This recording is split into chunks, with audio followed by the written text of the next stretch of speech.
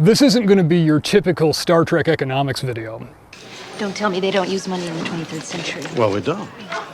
This has spawned endless arguments over how that works, whether the Federation is communist, and how the repeatedly referenced Federation credit fits into this allegedly moneyless world. Well, I'll bet you credits to Navy beans we can put a dent in it. At least 2 books have been written on the subject, Rick Webb's The Economics of Star Trek and Trekonomics by Manu Sadia. While both books make some good points, I personally prefer Webb's work. It gets more into the issue of how what is depicted on screen might actually work, without being completely mired in neoliberal Keynesian assumptions. I mean, Trekonomics actually cites Paul Krugman in the acknowledgments. Of course, Star Trek is made up. It's not an empirical case for how to actually organize a society. But it does give us some things to think about. And this whole no money thing is high on the list for a lot of people, and for nerds on mountains. Because the Federation economy is effectively post-scarcity. It's not capitalist. No one is market dependent because there's no market when the walls manifest steak dinners and martinis on command. But it's not communist either. Private property clearly still exists. Chateau Picard is one glaringly obvious example among many. There is no indication of a planned economy beyond Starfleet shipyards. The Federation isn't just a modern system with starships. It's something qualitatively distinct. I say it's effectively post-scarcity because there's clearly limits. Starfleet can't just conjure starships, they have to construct them, implying that there's a point somewhere between stakes and starships where replicators cease to be a viable means of production. It's an energy-based economy. Replicators run on energy, and anything they produce can be measured in terms of how much energy it takes to convert the raw replicator slop into the final product. So I ate Neelix's food for a week and used my replicator rations. And at some point, it takes more energy to replicate a thing than it takes to physically build the thing. But that's at the level of public works projects and defense contracts, not the sort of thing that the average citizen has to deal with. At the personal level, it's just like being wealthy enough to not need to work a job you hate. Everyone lives comfortably and has plenty of leisure time. So why does anyone work? We work to better ourselves and the rest of humanity. What does that mean exactly? More fundamentally, what is a job? And how does society function if too many people don't have one? These were among the issues addressed in 1964 in a document titled The Triple Revolution, signed by a slew of economists, scientists, and other notables who posited that the link between jobs and income was breaking due to 3 simultaneous revolutions in American society. What it called cybernation, which is just increasing automation of production, increasing output while reducing the need for labor. A revolution in weapons, most notably of the nuclear variety, that couldn't be used to win wars, only deter them at great expense. And a revolution in human rights, with equal rights and opportunities for everyone becoming a reality, thereby opening the workforce to more women and minorities, leading them to expect higher living standards with it, while at the same time the need for workers was starting to shrink due to increases in productivity, creating a disconnect between expectations and economic reality. The potential workforce was growing while the demand for labor was shrinking, and you can't even balance it by having a huge army to soak up the excess.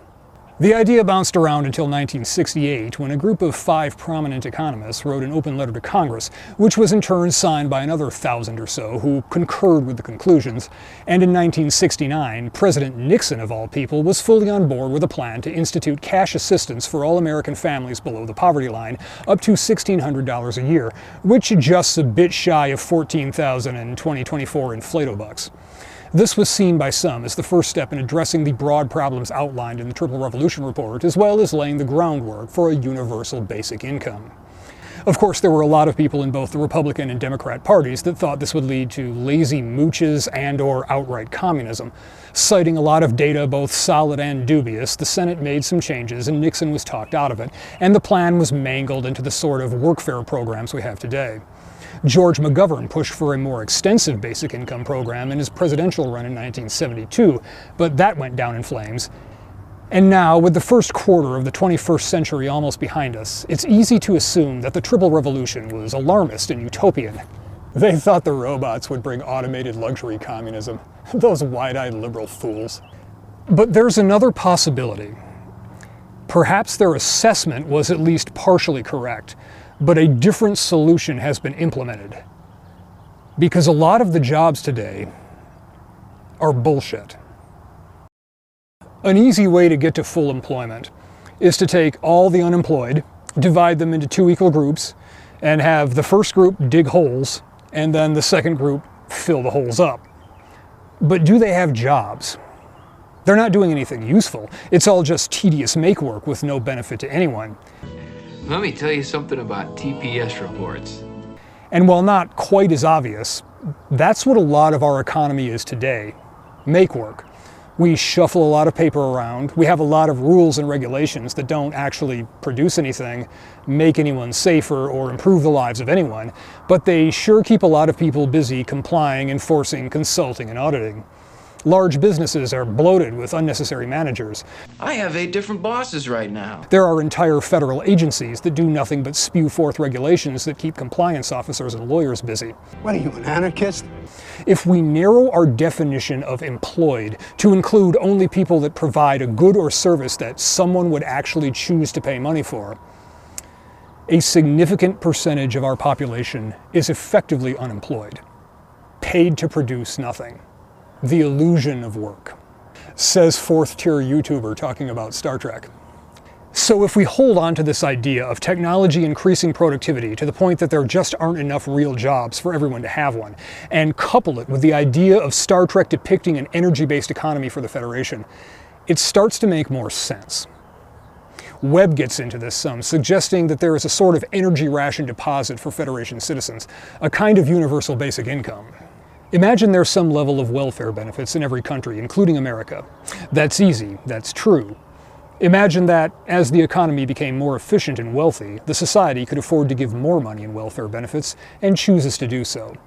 Next, imagine that this kept happening until society could afford to give the equivalent of something like 10 million US dollars at current value to every man, woman, and child.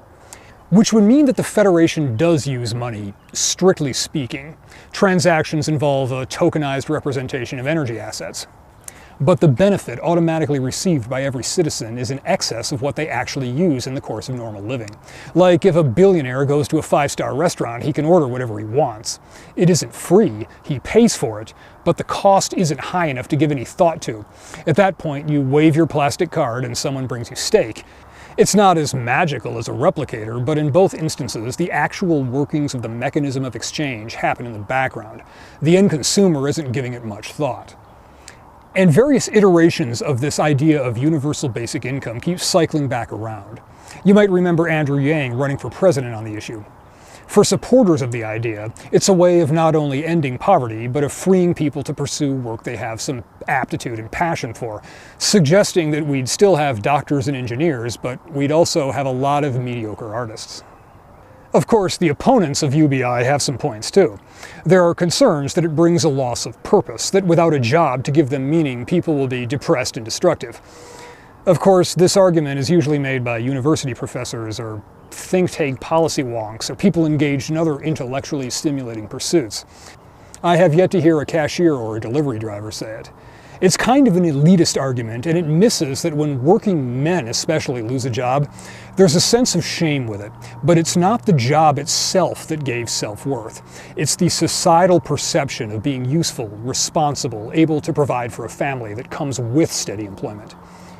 That's starting to break down now as more and more people follow the rules, work a job, and still can't get by, let alone buy a home or start a family.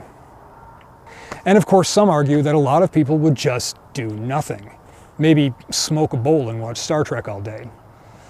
That could well be, but in the context of an increasingly productive and automated economy, an economy characterized by administrative bloat, over-criminalization, and make-work, I think we at least have to ask ourselves if this is necessarily a bad thing. Think of whichever government agency or greedy corporation you find most objectionable for this exercise. Maybe it's the ATF, maybe it's Core Civic, the big private prison company. Whatever tops your shit list. Is it better to pay these people to do nothing or pay them to do harm? While never directly addressed, Star Trek suggests that the Federation chose the former. As a side note to the different social dynamics that would come with such a system, I want to mention the 2006 documentary, Do Communists Have Better Sex? It compared couples from East and West Germany, and while it didn't say this directly, one of my takeaways was that while a man in the capitalist West could get by just by being rich and a good material provider because women were mostly expected to be homemakers, in the communist East, women were equally represented in the labor force and no one was wealthy, so men had to be interesting if they wanted to attract women. I suspect that would be the dynamic in the Federation as well. But obviously we can't just give every American $10 million a year and suddenly we're living in Star Trek. We'd be living in the same America, just with prices that have a lot more zeros at the end. But on a more foundational level, we've seen a mostly steady increase in productivity bring down the cost of goods over the past 200 years. Star Trek takes that trend to its extreme, where manufacturing is so simple and the energy required so cheap that no one is going to spend their entire paycheck before they get the next one, unless they get it in their head to do something crazy like buy their own starship. Which I would be totally trying to figure out a way to do. But sometimes situations arise, as with Voyager, where the available energy and individual needs and wants line up much closer. What do you say we blow a week's worth of replicator rations? In that case, people have to start thinking about how they spend what they have, and the machinery of commerce becomes much more apparent and relevant to them. That's the Federation's money, an energy-backed, non-physical currency coupled with a high level of universal basic income. It's just that the society is so wealthy and the calculations so far in the background that it seems like they don't have a money analog until something goes very wrong. But what's up with this Federation credit we keep hearing about? My friend, 10 credits apiece is a very reasonable price. Webb suggests that it could be a private currency to facilitate trade with foreigners. I've suggested that it could be a unit of account only relevant for government spending and foreign trade. The cost of starships is tallied in FedCred. There's an exchange rate with Latinum. It's much more closely tied to actual productive capacity than anything we would recognize as finance. And the only people that ever have to deal with it are people in Starfleet procurement or living on the frontiers in regular contact with other cultures. But how practical is this really? Because we can't count on having the magical level abilities depicted in Star Trek. 3D printers and tabletop CNC machines can do a lot and are rapidly getting better, but replicators, they are not. Every method of industrial level energy production we know how to do, and fusion if it ever becomes practical, requires a fair bit of infrastructure that needs to be maintained. The average citizen having more wealth than they can spend seems unlikely. But we might be able to approximate some of Star Trek's not quite post-scarcity, but definitely post-capitalist elements in the not too distant future. There's, broadly speaking, two facets to this kind of economy. On the production side, we can expect our technology to improve in a linear fashion, better and cheaper additive manufacturing, more automation, AI that can handle more of the low-level administrative stuff, but nothing that completely upends the entirety of manufacturing, agriculture, and supply chains like replicators would. In short, increasing productivity and decreasing demand for all but the most specialized skilled labor. The other side is the financial system, which is currently tailor-made to funnel wealth to the already wealthiest people and institutions. For example, newly created money, like the massive stimulus a few years back, goes to banking institutions and large investors first, and they can use it to invest in real assets before the increased money supply drives up inflation at the consumer level. It also allows a soft default on government debt through inflation, at the expense of the working class. The details of currency can have a significant effect on society, and there's a spectrum with gold, an extremely inflexible option on one end, There's nothing here but worthless gold! and on the other end is the currently fashionable modern monetary theory, which basically holds that a government doesn't need to worry about debt denominated in its own fiat currency because it can just make more to pay the debt through purchases of treasury bonds and whatnot. MMT provides an accurate description of how a fiat currency, like the US dollar or the British pound, actually works. It reminds us that we're no longer on a gold standard, so finding the money to pay for the things we need is never an issue for countries like the US or the UK. Either of these will lead to problems. Ideally, the money supply should grow at the same rate as the economy, thereby avoiding inflation and deflation. That could be achieved by just making the currency backed by a basket of commodities that represents the real productive capacity of the society using it. This allows it to be adjusted to some extent, unlike gold, but it prevents the government from just creating more money out of nothing. At least until they do something like add water to the commodities basket and start treating the Earth's oceans as a currency reserve. It's no sillier than the proposal to mint $1 trillion coin to avoid a debt default, a Krugman-endorsed idea, incidentally. But it seems like we need something more for this future Trekish socioeconomic system. Is there a way we can approximate that free money in the background effect without massive transfer payments or high inflation? Maybe there is. Bear in mind that this is highly speculative. What might this kind of UBI look like? First off, it can't just be the government redistributing tax revenue. It's too easy to skew it, to use it coercively, and it's just too bloated and inefficient.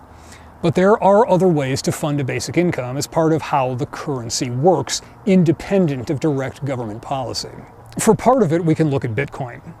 Currently, new Bitcoin enters circulation through mining. People set up computers that process blockchain transactions, and the one that does all the calculations first gets paid by the creation of new, at this point, fractional Bitcoin. On its own, this doesn't help us in this case because Bitcoin has a hard cap of 21 million, both making it inherently deflationary and raising serious questions about how reliable the network will be when there's no longer any mining to be done. But it does show us that the concept of a self-regulating, non-governmental digital currency is possible. So part of our credits, units, UBICs, can be a public infrastructure of computers to manage transactions, but with the proceeds from mining being distributed fractionally across the entire user base. Everyone receiving a tiny fraction of every single transaction in the total economy each day. A trickle of income for everyone. Importantly, this new money goes first to the public, not to the government, banks, or investment firms. It has to cycle through the consumer economy before the state can buy bombs with it. It could also draw some funding from a public goods approach. For example, Alaska's dividend payments paid out to citizens of that state annually from a percentage of the state's oil revenue set aside for that purpose. This could be expanded to all the nature-derived sources of wealth being held as a public trust. Oil, timber, power generation, whether solar or nuclear or coal. A percentage of it all feeding into the UBIC pool while still leaving large enough profit potential for industry to exist. Balance this revenue split against current costs and taxes and excessive regulatory hurdles in many cases, and it's not necessarily prohibitive. Have to stress that. We can't simply add this kind of proposal as costs on top of current expenditures on tax collection and enforcement, welfare payments, social security, etc. A basic income really only makes sense if it replaces all of those things, making a big chunk of the cost a wash in comparison. The per capita income under this would not be Star Trek levels of independent wealth for all. There will still be a financial incentive to work, even if only part-time. I'm not going to attempt a napkin calculation because working this out would take a room full of economists and a whole lot of time, followed by trial and mostly error. But there's another aspect to consider. Because we're not talking about an instant solution. Because citizens could be entered into this at birth. Infants would collect UBICs. Infants don't buy anything, so whether through restrictions until legal adulthood, good education and self-restraint in one's youth, or some combination thereof, people can enter adult life with a decent savings already established. That alone could go a long way toward alleviating the physical effects of poverty as well as the mental strain of paycheck-to-paycheck living. The end result is a sort of Star Trek we have at home economy. UBI won't make you wealthy, but no one is dirt poor either. Unless they make really bad decisions. And since the money creation is driven by real economic activity, it's not inflationary like the Treasury just barfing out dollars is. Every unit of UBIC is the result of a real transaction, extracting of wealth from the physical world or the manufacturing of something that somebody actually paid money for. In effect, it's backed by the real economic output of society. There are, of course, potential problems. The real evidence that this will destroy the work ethic and moral fiber of society is usually presented as being far more robust and conclusive than it really is, but maybe not entirely baseless. Of more practical concern is that a system like this requires economic growth. If it contracts, then we have a situation like Voyager's replicator rations, where the allotment falls short of demand. It's not unique to this UBIC approach. Our current economic systems have the same problem when growth slows or stops, but it's more acute when a portion of everyone's income is directly tied to the growth rate of the total economy. economic contraction isn't a monetary problem. It goes much deeper than that. But the potential here is to have a Trekish sort of economy with some level of universal prosperity based on existing or near-term technology, still with a financial incentive to engage in productive work, but without the structural imperative to employ everyone at something, even if it's useless or actively harmful. Not as bubbly and cloy as the Federation, but breaking free of the exploitive market dependency of capitalism without reverting to the oppressive and bloated bureaucracy of state communism has a bubbliness of its own. Maybe it's workable and maybe it's not, but it had the virtue of never having been tried. Which isn't strictly true, but that's a whole other video. And some of the Marxists in the comments who thought I was big rah-rah capitalism guy are so confused right now.